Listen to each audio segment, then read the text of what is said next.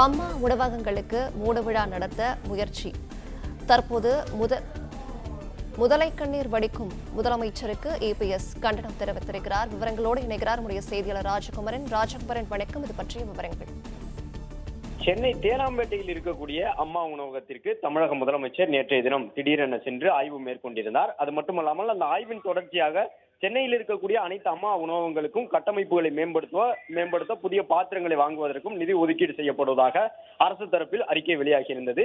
இந்த நிலையில்தான் ஏற்கனவே ஆட்சிக்கு வந்தவுடன் அம்மா உணவகத்தை மூடுவதற்காக முயற்சித்தவர்கள் தற்போது முதலை கண்ணீர் வடிக்கின்றார்கள் என்று எதிர்க்கட்சி தலைவரும் அதிமுக பொதுச் செயலாளருமான எடப்பாடி பழனிசாமி குற்றம் சாட்டியிருக்கின்றார். குறிப்பாக நேற்றைய தினம் தேனாம்பேட்டை அம்மா உணவகத்திற்கு முதலமைச்சர் செல்லக்கூடிய தகவல் முன்கூட்டியே தெரிவிக்கப்பட்டு சத்தான உணவுப் பொருட்களை கொண்டு அந்த அம்மா உணவகத்தில் மட்டும் உணவு தயாரிக்கப்பட்டிருந்தது என்று குறிப்பிட்டிருக்கக்கூடிய எதிர்க்கட்சி தலைவர் நேற்று நடந்த ஆய்வை போன்று கடந்த 3 ஆண்டுகளில் முதலமைச்சரோ அமைச்சர்களோ அதிகாரிகளோ ஏதேனும் ஒரு அம்மா உணவகத்தில் ஆய்வு நடத்தி இருக்கின்றார்களா என்று கேள்வி எழுப்பியிருக்கின்றார். எனவே முதல்வர் நேற்று சென்றது நாடகம் என்று குற்றம் சாட்டக்கூடிய வகையில் தன்னுடைய அறிக்கையினை வெளியிட்டிருக்கின்றார் அதிமுக பொதுச் செயலாளர் எடப்பாடி பழனிசாமி.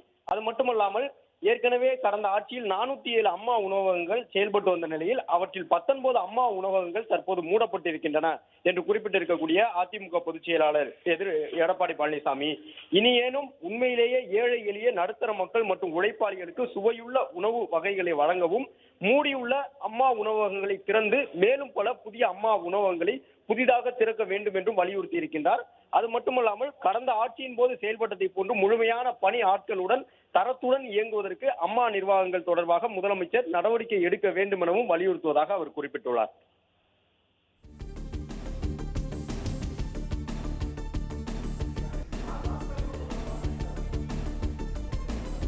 விவரங்களுக்கு நன்றி ராஜகுமரன்.